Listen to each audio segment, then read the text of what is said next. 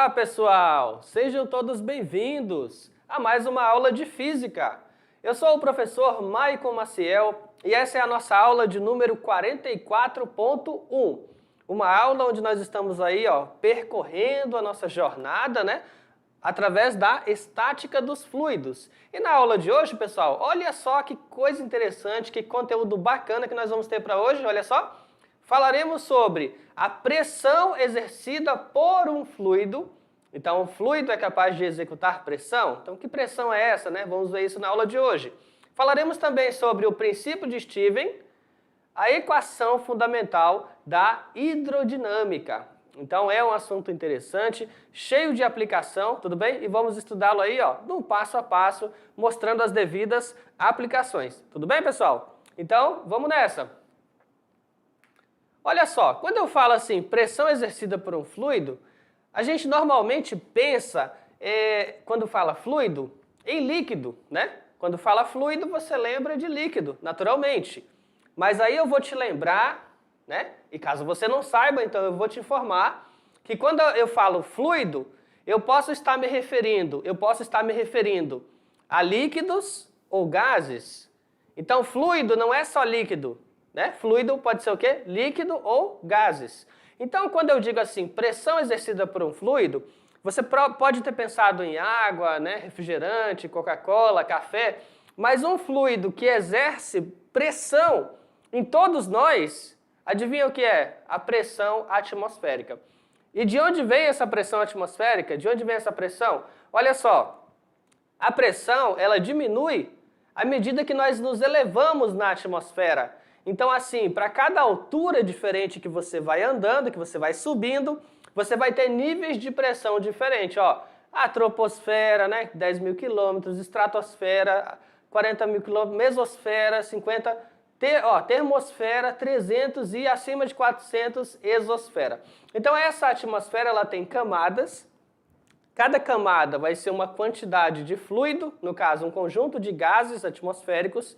E onde vai ter gases, existem moléculas, e lembre-se que essas moléculas têm massa.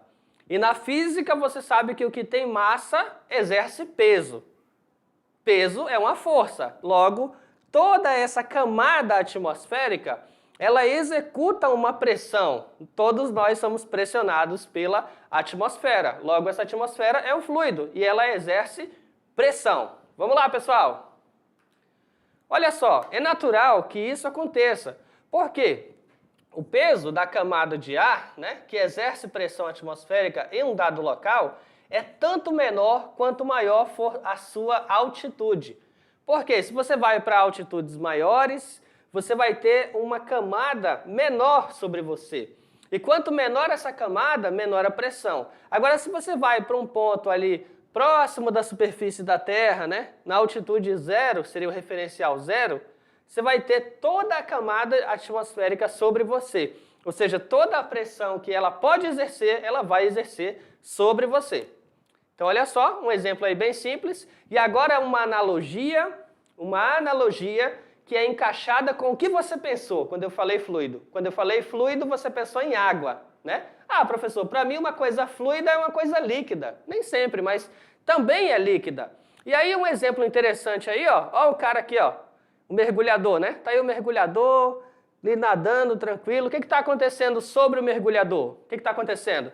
Quando mergulhamos em uma piscina, em um rio, num mar, o que acontece ali, Uma situação semelhante acontece.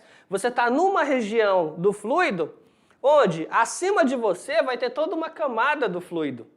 E essa camada do fluido tem massa, tem peso, vai exercer pressão sobre você, certo? Então aí eu dei o exemplo da atmosfera, uma pressão atmosférica, e também dei o exemplo da pressão, o quê?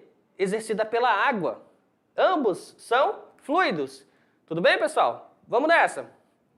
À medida que nos aprofundamos na água, a pressão aumenta, pois o peso da camada do líquido que exerce a pressão em um ponto é tanto maior quanto a profundidade desse ponto. Quanto mais profundo você estiver, maior vai ser aquela camada e aí maior vai ser o quê? A pressão. Então, olha só, esse fato ocorre em todos os fluidos de um modo geral. Então, aí vamos aqui, vamos fazer uma observação, né? De fato, todo e qualquer fluido executa uma pressão sobre um corpo. Todo e qualquer fluido executa uma pressão sobre um corpo, mas eles não executam a mesma pressão. Se forem fluidos diferentes, eles não vão exercer a mesma pressão. Se esse ponto estiver a profundidades diferentes, não vai exercer a mesma pressão. Tudo bem, pessoal? Então, existem aí parâmetros, existem variáveis que você deve considerar. Mas, de um modo geral, todo fluido vai exercer uma pressão sobre um ponto. Vamos lá? Olha só, e como que a gente calcula essa pressão, né, no interior de um fluido? Imagina o seguinte aqui, ó, você tem, né, na figura estão representados os pontos. Ó, eu tenho o ponto 1, então nesse ponto 1 eu vou ter uma força F1 na vertical para baixo. Eu vou ter um ponto 2, que está bem na parte inferior, na extremidade inferior, ponto 2. Nesse ponto 2 vai estar sendo executada a força F2 na vertical para cima. E o que acontece, olha só, no interior você tem um fluido, aqui dentro você tem um fluido, e esse fluido vai ter uma densidade ρ, tá? Ou seja, uma distribuição de massa pelo volume, ok? A diferença de nível entre os pontos vai ser o quê? Ó, H, tá? Então, H vai ser a diferença de nível, ou seja, diferença de profundidade entre um ponto e outro. Olha só. Considere este corpo dentro do líquido. De forma cilíndrica, esse corpo está em equilíbrio, né, sobre a ação do seu próprio peso e das forças que o restante do líquido exerce sobre ele. Então aqui ele está sobre equilíbrio, ou seja, o peso dele está sendo contrabalanceado por uma outra força que é o empuxo, então ele está em equilíbrio. Olha só, na direção vertical temos a força F1, né, atuando para baixo, decorrente do peso, né, da camada do líquido acima da superfície. A força F2 atuando na superfície inferior do cilindro.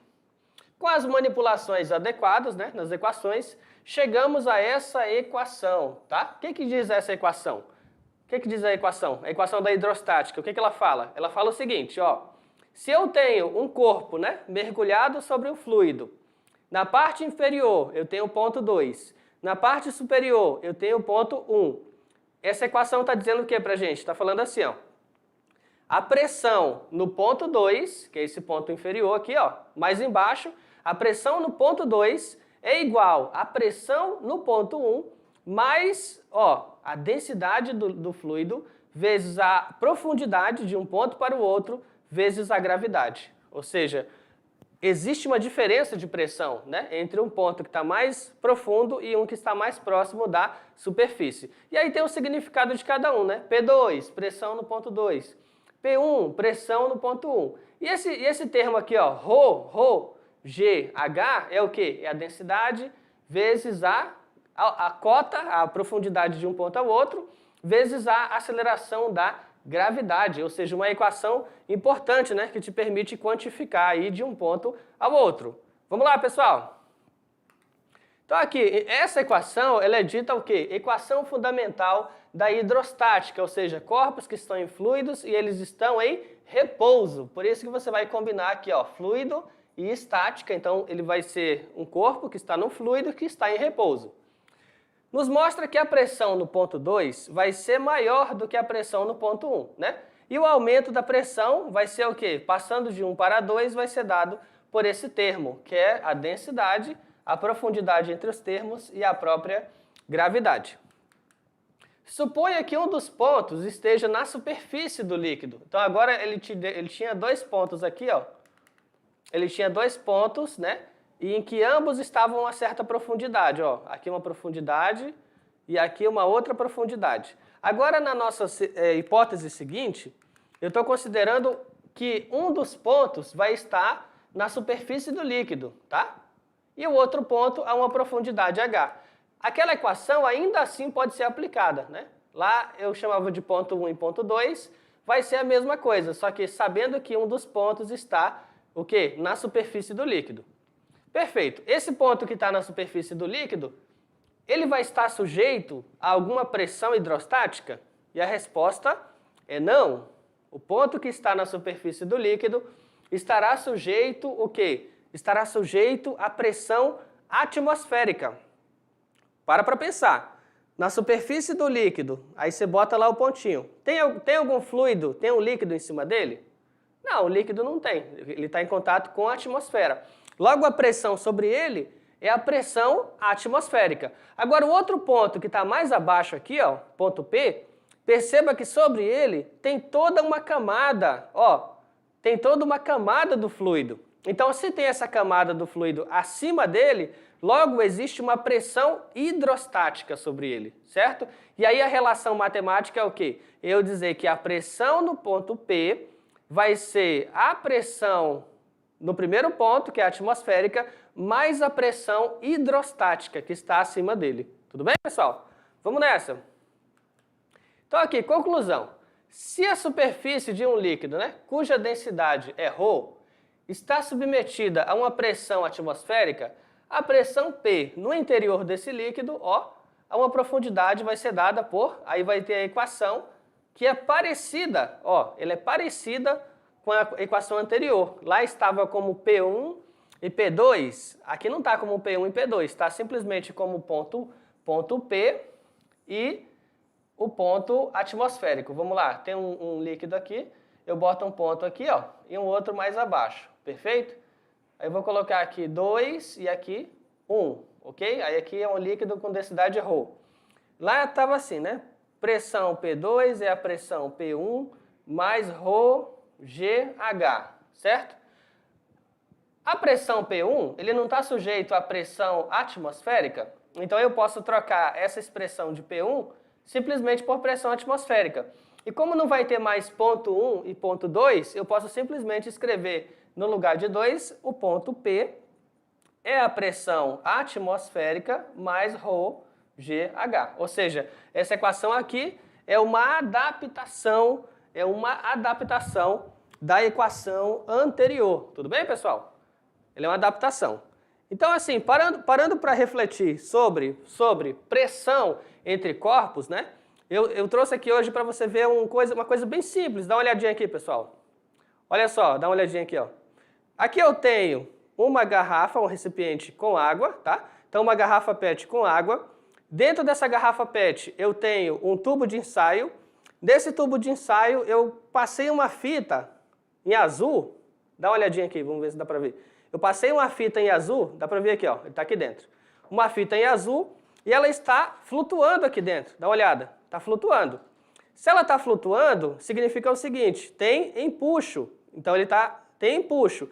Tem a força-peso, mas tem empuxo. E o peso está perdendo. Aí o empuxo está maior.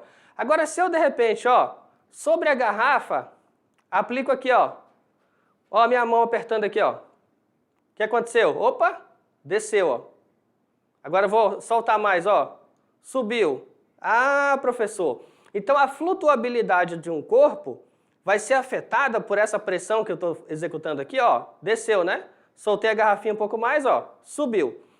Bom, existe a pressão no ponto mais acima, uma pressão intermediária e a pressão mais abaixo. Todas elas vão estar sujeitas a uma camada do fluido. Mas quando eu executo uma pressão, ó, externa, com a minha mão aqui, ó, ele desceu. Por quê? Eu influenciei na densidade do gás que está aqui dentro do tubo de ensaio. Influenciei na densidade, ele ficou mais denso, ele desceu. Agora, tirei a força, ele ficou menos denso, então ele vai subir. Por quê? Porque o empuxo vai ser maior. Tudo bem, pessoal? Então, é uma relação aí de peso e de empuxo. Vamos lá, pessoal, vamos nessa. Dando sequência. Vamos agora ao nosso primeiro exemplo, tá? Exemplo 1, dá uma olhada. Considere uma piscina de 30 metros de profundidade e ela está cheia de água. Qual a pressão no fundo da piscina decorrente apenas do peso da água?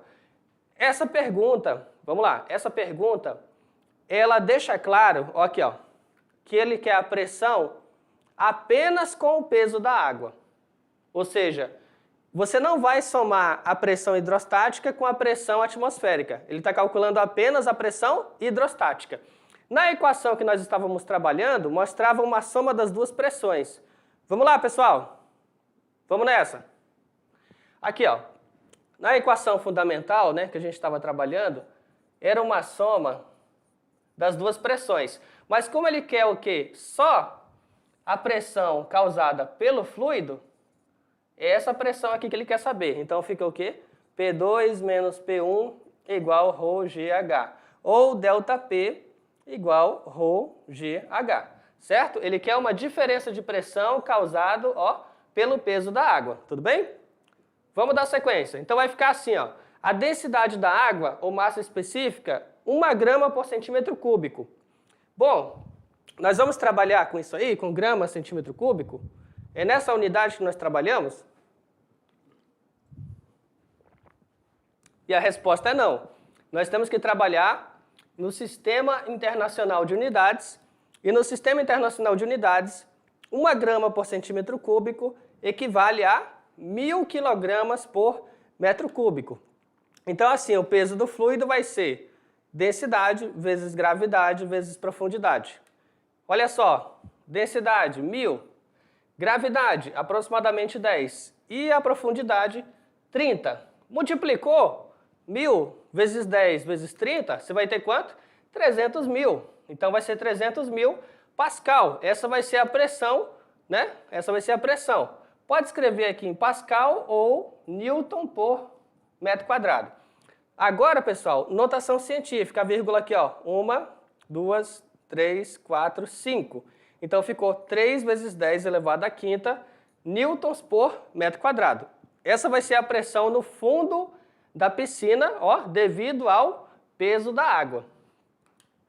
Ou seja, a questão ela não trabalha com o peso, com a pressão atmosférica. Eu posso escrever essa resposta, né? Sabendo que a pressão atmosférica é aproximadamente 1 vezes 10 à quinta newton por metro quadrado, eu posso escrever essa resposta em ATM, né? Então vai ficar assim, ó, pressão no fundo da piscina vai ser 3 ATM, tá? Porque 1 atmosfera é aproximadamente 1 vezes 10 à quinta newton por metro quadrado, tá? Então aqui foi uma transformação de unidade. Continuando aqui, ó, percebemos que não foi mencionado o tamanho da piscina, apenas a sua profundidade. Ou seja, quando eu vou calcular a profundidade no fundo da piscina, não importa o formato da piscina. Ué, professor, não? Claro que não. Para calcular a pressão no fundo da piscina de um lago, não importa o formato dele, se é quadrado, retangular, triangular, se tem uma curva, nada disso importa. A única informação que não pode escapar é a profundidade. Qual é a profundidade do ponto que você quer calcular essa pressão? Essa é a informação relevante. Vamos lá, pessoal? E, realmente, a pressão nos fluidos não depende da área, e sim da relação de densidade e da altura ou profundidade. No caso da água, considere a sua massa específica como 1 grama por centímetro cúbico ou 10 a terceira quilogramas por metro cúbico. Verificamos que em 30 metros de profundidade houve uma pressão do fluido de 3 atmosferas, ou 3 atm. Então podemos afirmar, nesse caso específico, olha só, que não se importa se trata de uma piscina, de uma lagoa, né? Pode ser uma piscina, pode ser uma lagoa, ou pode ser um rio. Você só vai olhar para a profundidade e a densidade da água, tá? Ou ainda se for o mar. Aí se for o mar, você tem que analisar que a densidade do fluido é levemente alterada, né? A água salgada ela vai ter uma densidade maior, então isso já pode afetar no cálculo, ok? E nesse caso você vai ter o quê? A cada 10 metros de coluna de água, uma pressão aumenta ou diminui a cerca de 1 atm, ou 1 atmosfera. Vamos lá, pessoal. Letra B. Sabendo-se que a pressão atmosférica local vale 76 centímetros de mercúrio, aí você fala assim, professor, pressão atmosférica em centímetros de mercúrio é porque na física você vai ter várias unidades de medida, né, para pressão. Você pode medir a pressão em Pascal, você pode medir a pressão em Newton por metro quadrado, e também existe essa forma aqui, ó, de medir a pressão, milímetro de mercúrio, tá? Como que é isso aí? Vamos lá, vamos nessa. Como é que funciona essa ideia de medir em milímetro de mercúrio? Você vai ter um recipiente, né? Um recipiente aqui. Você vai ter um tubo de ensaio, que vai ser mergulhado no recipiente, né? Aí aqui no recipiente tem mercúrio, ok? Então ele encheu o tubo de ensaio com mercúrio, ok? Tampou, virou sobre o recipiente que tem mercúrio e destampou. Quando ele destampou o tubo de ensaio, esse mercúrio que estava aqui dentro não desceu completamente. Ele desceu até uma certa altura e estabilizou numa altura aqui. Que altura foi essa? 76 centímetros de mercúrio. Alguns livros vão colocar 760 milímetros de mercúrio, mas assim, a gente sabe que é equivalente, né? 76 centímetros de mercúrio equivale a 760 milímetros de mercúrio. Então, estabilizou nessa altura. Se estabilizou nessa altura, significa que a pressão atmosférica sobre o fluido é igual a essa altura, é igual a essa cota. Por isso que essa acabou se tornando uma das formas de você medir pressão atmosférica. Então vamos lá. A pressão num determinado ponto P vai ser a pressão atmosférica mais o quê? A pressão hidrostática, ou seja, densidade, profundidade e gravidade. Sabendo que uma atmosfera equivale a 76 centímetros de mercúrio, então vai ser o quê? Uma atmosfera, aqui ó, atmosfera, pressão atmosférica, 1 atmosfera. E a pressão hidrostática, nós calculamos, vimos que deu quanto? Deu 3 atmosferas. Então a pressão hidrostática, ela havia dado 3 atmosferas. Então substituímos 3 aqui. Somou, né? A pressão total vai ser quanto? 4 atmosferas. Ok? Aí se você não está lembrando por que 3 aqui, vamos voltar na anterior. Vamos voltar bem aqui. Pronto, aqui ó, tá? Foi de 3 atmosferas. Então vamos voltar na questão. Pronto. Ok. Próximo exemplo. Em um tubo de vidro contendo glicerina, considere os pontos 1 e 2. Afastados de uma altura ou profundidade de 3 centímetros, né? Como mostrado na figura. Então, aqui a distância vertical entre eles vai ser de 3 centímetros. Calcule no sistema internacional o aumento de pressão ao se passar do ponto 1 para o ponto 2. Sabendo que a densidade da glicerina é de 1,25 gramas por centímetro cúbico, e que a gravidade é aproximadamente igual a 10 metros por segundo ao quadrado. Vamos lá então. Inicialmente eu não posso pegar esses dados aí e jogar direto nas equações, não posso fazer isso, sabe por que não? Porque eu tenho que trabalhar no Sistema Internacional de Unidades. E aí como ele me deu grama por centímetro cúbico, tem que converter, né? 1000 quilogramas por metro cúbico. Aqui vai estar em centímetro, né? Em centímetro a profundidade, eu vou ter que transformar o quê? Para metro. Lembrando que 1 metro é 100 centímetros. Então fica assim, ó.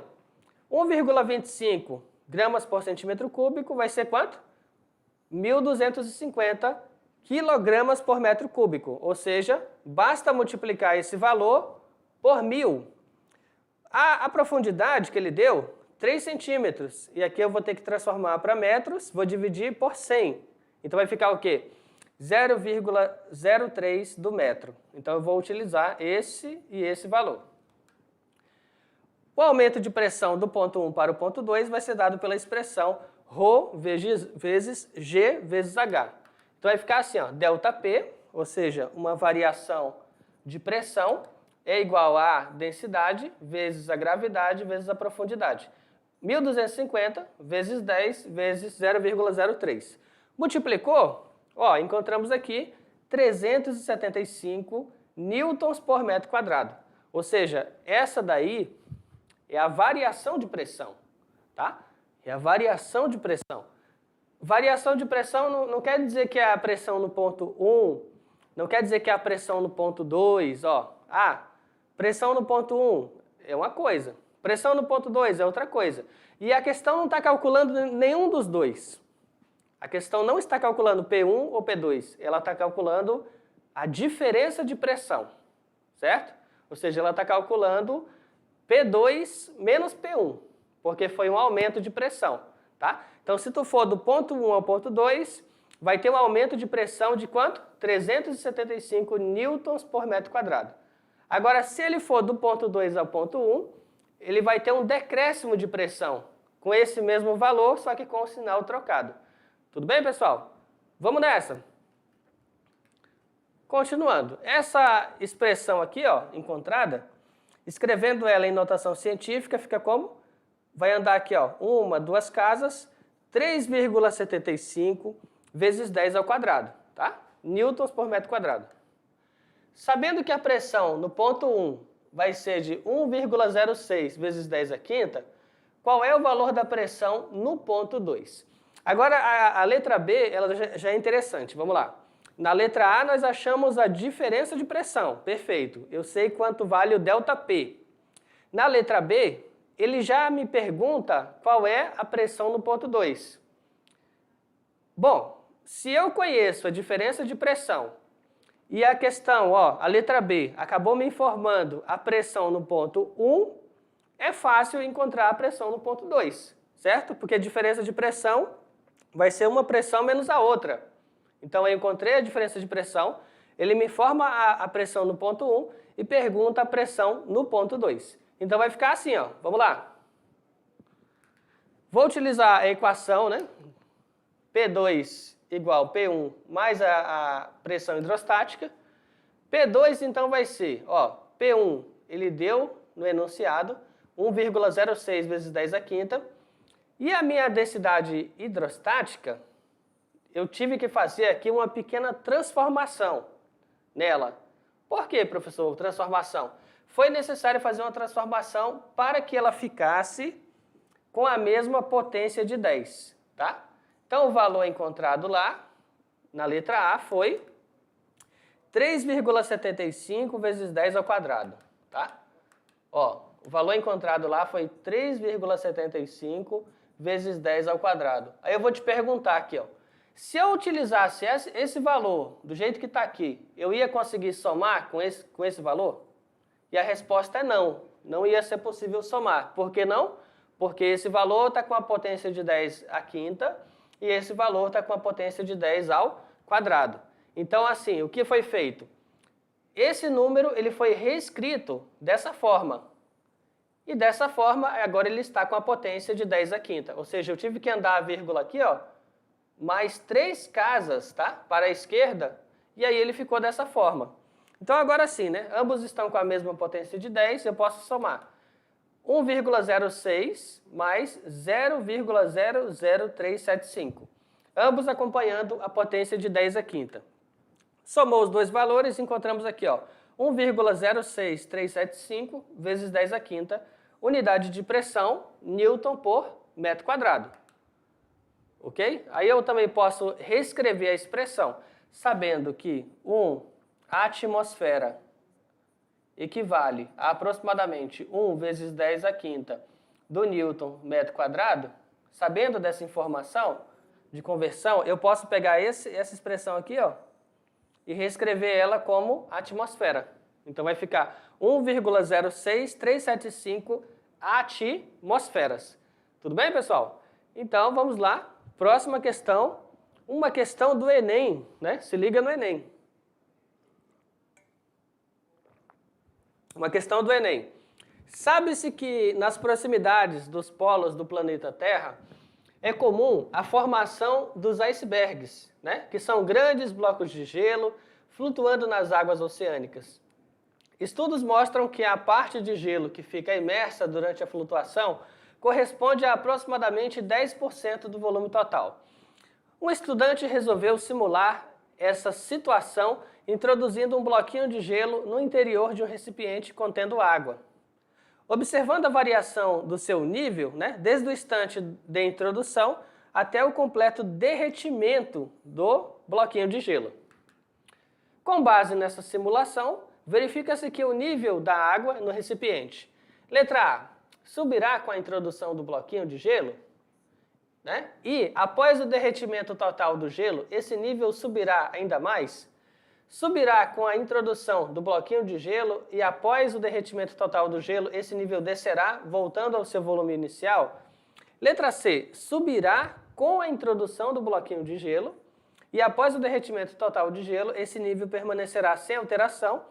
E D, subirá em torno de 90% do valor inicial com a introdução do bloquinho de gelo e após o seu derretimento o nível descerá a apenas 10% do valor inicial. Letra E, subirá em torno de 90% do seu valor inicial com a introdução do bloquinho de gelo e após o seu derretimento o nível descerá a apenas 10% do valor inicial. Então vamos lá, pessoal, vamos à resposta. Pelo princípio de Arquimedes, o peso do bloco deverá ser igual ao peso do líquido deslocado, tá? Então, o Arquimedes descobriu isso. O peso de um objeto que está flutuando vai ser igual ao peso do fluido que ele deslocou. A ideia de Arquimedes é essa. Ao introduzir o bloco de gelo, o volume de água irá subir. Naturalmente, né? Você colocou um bloco de gelo sobre o líquido, a altura sobe, a cota vai subir. No processo de derretimento do gelo, não haverá perda de massa. E como a densidade da água é a mesma, né, para a água do recipiente e para a água antes do gelo, o volume não irá se alterar. Então você vai ter, pessoal, alternativa letra C, tá? Letra C, vamos voltar aqui, cadê? Letra C. Subirá com a introdução do bloquinho de gelo e após o derretimento esse nível permanecerá sem alteração. Vamos lá, exemplo 4. Para realizar um experimento com uma garrafa PET cheia d'água, perfurou-se a lateral da garrafa em 3 posições diferentes alturas. Com a garrafa tampada, a água não vazou por nenhum dos orifícios. E com a garrafa destampada, observou-se o escoamento da água, conforme ilustrado na figura. Então vamos lá, se eu tampo aqui a garrafa, né? Fechei aqui, ó, não vai ter, né, escoamento de água. Aí na hora que eu abrir essa garrafa, aí você vai ter um escoamento de água. Essa é a ideia. Perfeito. Como a pressão atmosférica interfere, ó, pergunta, como a pressão atmosférica interfere no escoamento da água nas situações com a garrafa tampada e destampada, né, respectivamente? Letra A. Impede a saída da água, por ser maior que a pressão interna, não muda a velocidade de escoamento, que só depende da pressão da coluna d'água. Letra B.